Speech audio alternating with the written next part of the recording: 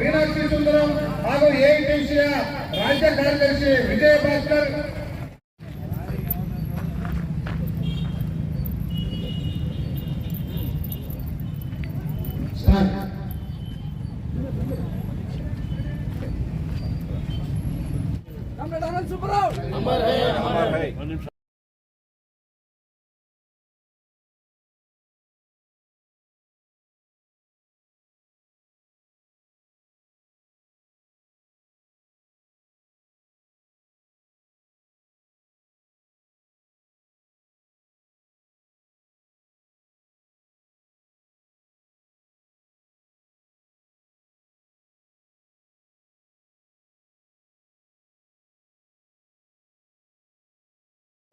ಮುಷ್ಕರ ಅದರ ಬೆಂಬಲವಾಗಿ ಇವತ್ತೊಂದು ದಿವಸ ಈ ಕಾರ್ಯಕ್ರಮ ಈ ವೇದಿಕೆ ಮೇಲೆ ಹಾಸನರಾದಂಥ ನಮ್ಮ ಅಧ್ಯಕ್ಷರ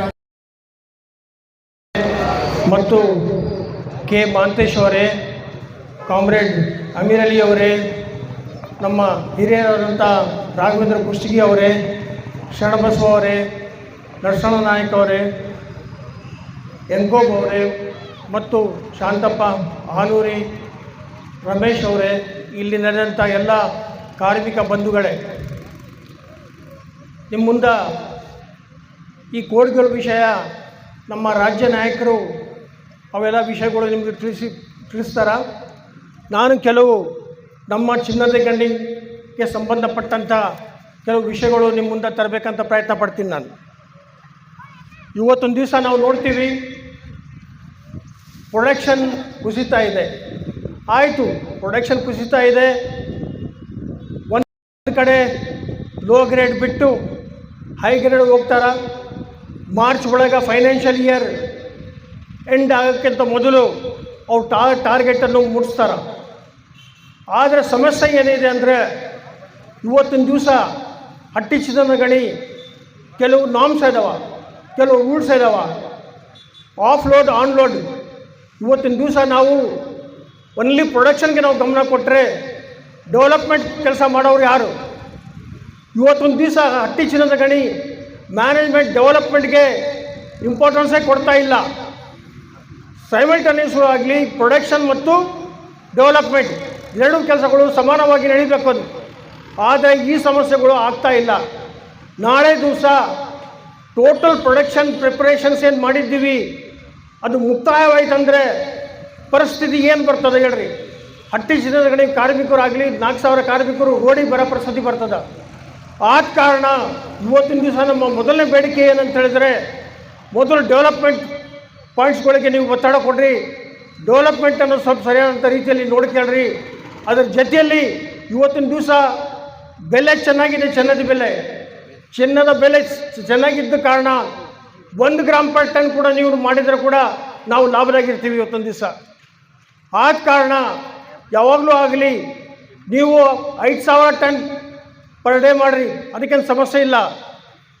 ಇವತ್ತೊಂದು ದಿವಸ 10,000 kg ನಾವು ಏನು ಪ್ರೊಡಕ್ಷನ್ ಮಾಡಿದ್ದೀವಿ, ಅದಕ್ಕೆ ಆಗಲೇ ನಾವು 500 ಕೋಟಿ ಲಾಭದಾಗ ಇದ್ದೀವಿ. ಹೋದ ಸಲ 437 ಕೋಟಿ ಮಾಡಿದ್ವಿ. ಆದರೆ ಏನೈತೆ ನಮಗೆ ಕಾರ್ಮಿಕರಿಗೆ ಯಾವುದೇ ರೀತಿಯಲ್ಲಿ PLIB ಇಲ್ಲ. ಬರೀ 16,800 ರೂಪಾಯಿ ಅದು ಸರ್ಕಾರಕ್ಕೆ ಹೋಗಿ ಅಪ್ರೂವಲ್ ತರಬೇಕು. 15,000 ಕೊಟ್ಟು 1,800 ರೂಪಾಯಿ ಅಲ್ಲಿ ಮತ್ತೆ ಇದು ಮಾಡ್ತಾರೆ. ಆದ ಕಾರಣ ಮೊದಲನೇ ಗಮನ ನಾವು ಕೊಡಬೇಕು, ನಾವು ಸೀರಿಯಸ್ಲಿ ಇರಬೇಕಂತ ಹೇಳ್ತೀವಿ. ಇವತ್ತೊಂದು ದಿವಸ ಗಣಿ ಉಳಿಸ್ಬೇಕು ನಾವು ಅಂತ ಹೇಳಿದ್ರೆ ಪ್ರೊಡಕ್ಷನ್ ಜೊತೆಗೆ ಡೆವಲಪ್ಮೆಂಟ್ ಪಾಯಿಂಟ್ಗಳು ಸರಿಯಾದಂಥ ರೀತಿಯಲ್ಲಿ ನೋಡ್ಕೋಬೇಕಂತ ಹೇಳಿ ಇವತ್ತೊಂದು ಮೊದಲನೇ ಡಿಮಾಂಡ್. ಅದರ ಜೊತೆಯಲ್ಲಿ PLIB ಏನಿದೆ, PLIB ಮತ್ತೊಂದು ಸಲ ನೀವು ಇಮಿಡಿಯೇಟ್ಲಿ ನಮಗಿಟ್ಟು ಈ ಸಲ ಕೊಡ್ತೀವಂತ ನಮ್ಮ MD ಅವರು ಮೇಡಮ್ ಅವರು ಆಶ್ವಾಸನೆ ಕೊಟ್ಟಿದ್ದಾರೆ. ಈ 15ನೇ ತಾರೀಕು ಫೆಬ್ರವರಿ PLIB ಆ ಇಶ್ಯೂವನ್ನು ಬೋರ್ಡಿಗೆ ತರ್ತೀವಂತ ನಮ್ಗೆ ಆಶ್ವಾಸನೆ ಕೊಟ್ಟಿದ್ದಾರೆ. ಅದರ ಜೊತೆಯಲ್ಲಿ ನಮ್ಮ ಒಂದು ಬೇಡಿಕೆ ಇದೆ, ಮೆಡಿಕಲ್ ರಿಟೈರ್ಮೆಂಟ್, ಮೆಡಿಕಲ್ ಅನ್ಫಿಟ್ ವಿಷಯದಲ್ಲಿ ಆಗಲೇ ಹೋದ ಸಲ ನಾವು ಸಂಘಟನೆಗೆ ಇದ್ದಾಗ ನಾವು ಬೋರ್ಡಿಗೆ ತೊಗೊಂಡೋಗಿದ್ದೀವಿ. ಮತ್ತು ಬೋರ್ಡ್ನವರು ಪುನಃ ಅದು ಸರ್ಕಾರಕ್ಕೆ ಕಳಿಸ್ಬೇಕಂಥೇಳಿ ಒಂದು ಡಿಸಿಷನ್ ತೊಗೊಂಡು ಅವರು 3 ತಿಂಗಳು ತೊಗೊಂಡ್ರು. C&I ಡಿಪಾರ್ಟ್ಮೆಂಟ್ ಸರ್ಕಾರಕ್ಕೆ ಕಳ್ಸೋಕ್ಕೆ. C&Iದಲ್ಲಿ ಆ ಫೈಲ್ ಇದೆ, ಸರಿಯಾದಂಥ ರೀತಿಯಲ್ಲಿ ಫೈಲ್ ಎಲ್ಲ ಪುಟಪ್ ಆಗಿದೆ. ಆದರೆ ಸಮಸ್ಯೆ ಏನಂದರೆ ಕೆಲವು ಕಂಡೀಷನ್ಸ್ಗಳು ಅವರು ಹಾಕ್ತಾ ಇದ್ದಾರೆ. ಆ ಕಂಡೀಷನ್ಸ್ ಏನಂತ ಹೇಳಿದ್ರೆ, ನೀವು ಔಟ್ಸೋರ್ಸ್ಗೆ ಹೋಗ್ತೀರಿ ಮತ್ತು ಈ 5 ವರ್ಷದ ಏನು ಪೀರಿಯಡ್ ಐತಲ್ಲ, ಮಿನಿಮಮ್ 5 ಇಯರ್ಸ್ ಸರ್ವೀಸು, ಅದು ನೀವು ಸಬ್ ಕಮಿಟಿ ರಿಪೋರ್ಟ್ ಪ್ರಕಾರ 5 ಇಯರ್ಸ್ ಏನೈತೆ ಆ ಲಿಮಿಟೇಷನ್ ತೆಗೆದುಬಿಡ್ರಿ. ಅದು ನೀವು 0 ಇಲ್ಲ, 5 ಇಯರ್ಸ್ ಮಿನಿಮಮ್ ಇದ್ದರೆ ಮಾತ್ರ ಅವ್ರಿಗೆ ಮೆಡಿಕಲ್ ಬೆನಿಫಿಟ್ ನಾವು ಕೊಡ್ತೀವಿ, ಇಲ್ಲಂದ್ರೆ ಇಲ್ಲ. ಇದಕ್ಕೆ 2 ವಿಷಯಕ್ಕೆ ನೀವು ಒಪ್ಕೊಂಡ್ರೆ ಇವತ್ತೇ ನಾವು ಮೆಡಿಕಲ್ ಬೆನಿಫಿಟ್ ಆರ್ಡರ್ ಕೊಡ್ತೀವಿ ಅಂತ ಹೇಳಿ ಒಪ್ಕೊಂಡಿದ್ದಾರೆ ಸರ್ಕಾರದಲ್ಲಿ. ಆದರೆ ನಾವು ಮಾತ್ರ 200 ಕಾರ್ಮಿಕರು, 200ಕ್ಕಿಂತ ಮೇಲೆ ಕಾರ್ಮಿಕರು ವಿಕ್ಟೋರಿಯಾ ಹಾಸ್ಪಿಟಲ್ ಹೋಗಿ ಮೆಡಿಕಲ್ ಫಿಟ್ನೆಸ್ಗೆ ಹೋಗಿ ಬಂದಾರ, ಇನ್ನೂವರೆಗೂ ಅದು ರಿಪೋರ್ಟ್ ಏನು ಬಂದಿಲ್ಲ ನಮ್ಗೆ. ಅವ್ರಿಗೆ ನಾವು ಅನ್ಯಾಯ ಮಾಡೋದಂಗೆ ಆಗ್ತದೆ. ಅದರ ಜೊತೆಯಲ್ಲಿ ಈಗಿದ್ದಂಥ ಕಾರ್ಮಿಕರು 5 ವರ್ಷ ಅಂತ ಕಡಿಮೆ ಇದ್ದಂಥ ಕಾರ್ಮಿಕರಿಗೆ ಭಾಳ ಕಷ್ಟ ಆಗ್ತದೆ ಅಂತ ಹೇಳಿಕೆಸಿ ಅದ್ರ ಪ್ರಕಾರ ನಾವು ಯಾವ ಕಾರಣಕ್ಕೂ ಒಪ್ಪಂಗಿಲ್ಲ ಅಂತ ಹೇಳಿಕೆಸಿ ನಾವು ರಿಫ್ಯೂಸ್ ಮಾಡಿ ಬಂದಿದ್ದೀವಿ. ಮೊನ್ನೆ ತಾನೇ 25ನೇ ತಾರೀಕು ದಿವಸ ನಮ್ಮ ಅಧ್ಯಕ್ಷರಾದಂಥ JT ಪಾಟೀಲ್ ಜೊತೆಗೆ ಚರ್ಚೆ ಆಯಿತು. ಈ ಸಲ ಅವರು ಆಶ್ವಾಸನೆ ಬರೀ ನನ್ನ ಆಶ್ವಾಸನೆ ಕೊಡೋಂಗಿಲ್ಲ, ಈ ಸಲ ಮೆಡಿಕಲ್ ಬೆನಿಫಿಟ್ ನಾನು ತಂದೆ ತರ್ತೀನಿ ಅಂತ ಹೇಳಿಕೆಸಿ ಅವರು ಮಾತು ಕೊಟ್ಟಿದ್ದಾರೆ. ಆದ ಕಾರಣ ಮೆಡಿಕಲ್ ಬೆನಿಫಿಟ್ಟು ಈ ಒಂದು 15 ದಿವಸ ಆಗಲಿ, 1 ತಿಂಗಳ ಒಳಗಾಗಿ ನಮ್ಮ ಅಧ್ಯಕ್ಷರಾದಂಥ JT ಪಾಟೀಲ್ ಅವರು ಮಾತು ಕೊಟ್ಟಂತ ಅವ್ರು ನಡ್ಕೊಂಡ್ರೆ ಇವತ್ತೊಂದು ದಿವಸ ನಮ್ಗೆ ಮೆಡಿಕಲ್ ಬೆನಿಫಿಟ್ ಮತ್ತೆ ಜಾರಿ ಆಗ್ತದೆ.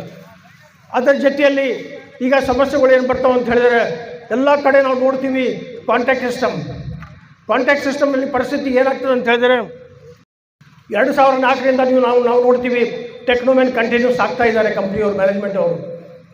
ಅದರ ಜೊತೆಯಲ್ಲಿ ಕಾಂಟ್ಯಾಕ್ಟ್ ಸಿಸ್ಟಮು ಮೆಲ್ಲಕ ಬರೀ ಹೌಸ್ ಕೀಪಿಂಗ್ ತೊಗೊತೀವಿ, ಅಲ್ಲ ಬರೀ ಹಾಸ್ಪಿಟಲ್ ತೊಗೊತೀವಿ, ಇಲ್ಲ ಕ್ಯಾಂಟೀನ್ ತೊಗೊತೀವಿ ಅಂತ ಹೇಳಿ ಮೆಲ್ಲಕ್ಕೆ ಅಂಡರ್ಗ್ರೌಂಡ್ ಪರ್ಮನೆಂಟ್ ನೇಚರ್ ಆಫ್ ವರ್ಕ್ನಲ್ಲಿ ಅವ್ರು ಆಗ್ತಾ ಇದ್ದಾರೆ. ನಾವೊಂದು ದೆಹಲಿಯಲ್ಲಿ ಡಿಸ್ಪ್ಯೂಟ್ ರೈಸ್ ಮಾಡಿದ್ದೀವಿ, ಅದರ ಜೊತೆಯಲ್ಲಿ ಮತ್ತು DLC ಬೆಂಗಳೂರಿನಲ್ಲಿ ಕೂಡ ಒಂದು ಡಿಸ್ಪ್ಯೂಟ್ ರೈಸ್ ಮಾಡಿದ್ದೀವಿ. ಆದ ಕಾರಣ ಯಾವ ಕಾರಣಕ್ಕೂ ನೀವು contact system permanent nature of work ಪ್ರಕಾರ ಯಾರಿಗೂ ಕೊಡಬಾರ್ದು ಅಂತ ಹೇಳಿಸಿ ನಾವು ವಿರೋಧಿಸ್ತೀವಿ ಅಂಥೇಳಿ ಇವತ್ತಿನ ದಿವಸ ನಾವು ಹೇಳಿ, ಕ್ಯಾಶುವಲ್ ಸಿಸ್ಟಮ್ ನೀವು ತರ್ರಿ, ನಮ್ಗೆ ಆಸ್ ಪರ್ ಸ್ಟ್ಯಾಂಡಿಂಗ್ ಆರ್ಡರ್ ಪ್ರಕಾರ ಕ್ಯಾಶುವಲ್ ತೊಗೋಬೇಕು ನೀವು ಅಂಥೇಳಿ ಇವತ್ತಿನ ದಿವಸ ನಾವು ಮ್ಯಾನೇಜ್ಮೆಂಟ್ಗೆ ಒಂದು ಡಿಮಾಂಡನ್ನು ಹಾಕಿದ್ದೀವಿ. ಅದರ ಜೊತೆಯಲ್ಲಿ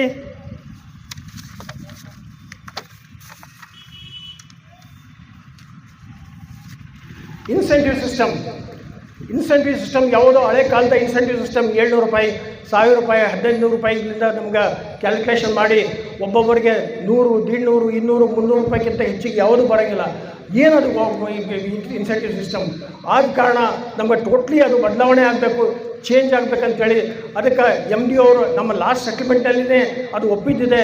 ಅದು ಒಪ್ಪಿದ್ದ ಕಾರಣ ಇವತ್ತೊಂದು ದಿವಸ ಆ ಸೆಟಲ್ಮೆಂಟ್ ಇಂಪ್ಲಿಮೆಂಟ್ ಮಾಡಬೇಕಾದ್ರೆ ನಾವು MD ಅವ್ರ ಜೊತೆಗೆ ಚರ್ಚೆ ಮಾಡಿದ ಮೇಲೆ ಅವ್ರು ಮಾತು ಕೊಟ್ಟಿದ್ದಾರೆ, ಯಾವ ಕಾರಣಕ್ಕೂ ಇನ್ಸೆಂಟಿವ್ ಸಿಸ್ಟಮ್ ರಿವೈಸ್ ಮಾಡಿರಿ ಅಂತ.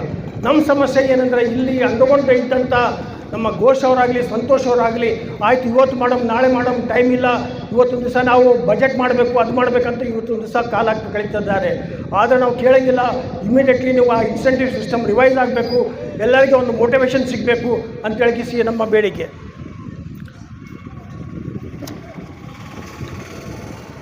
ಅದರ ಜೊತೆಯಲ್ಲಿ ಈಗ ಕೆಲವು ಒತ್ತಡ ತಂದು ಯಾವ ಕಾರಣಕ್ಕೂ ಒಂದು ಮೆಡಿಕಲ್ ರೂಲ್ಸನ್ನು ಅವರು ತರಕ್ಕೆ ಪ್ರಯತ್ನ ಪಡ್ತಾ ಇದ್ದಾರೆ. ಆದರೆ RLC ಹತ್ರ ಡಿಸ್ಪ್ಯೂಟ್ ರೇಸ್ ಮಾಡಿ ಅದಕ್ಕೂ ವಿರೋಧ ಮಾಡಿ ಯಾವ ಕಾರಣಕ್ಕೂ ಮೊದಲು ಇದ್ದಂಗೆ ಕಂಟಿನ್ಯೂ ಆಗಿ ಹಾಸ್ಪಿಟಲ್ ಫೆಸಿಲಿಟಿ ನಡೀಬೇಕು, ಕ್ಯಾಶ್ಲೆಸ್. ಯಾವ ಕಾರಣಕ್ಕೂ ನೀವು ಸೀಲಿಂಗ್ ಆಗಲಿ ಯಾವ ಥರದ್ದು ನೀವು ಅದಕ್ಕೆ ರಿಸ್ಟ್ರಿಕ್ಷನ್ ತರಬಾರ್ದು ಅಂತ ಹೇಳಿಕೆ ನಮ್ಮ ಬೇಡಿಕೆ.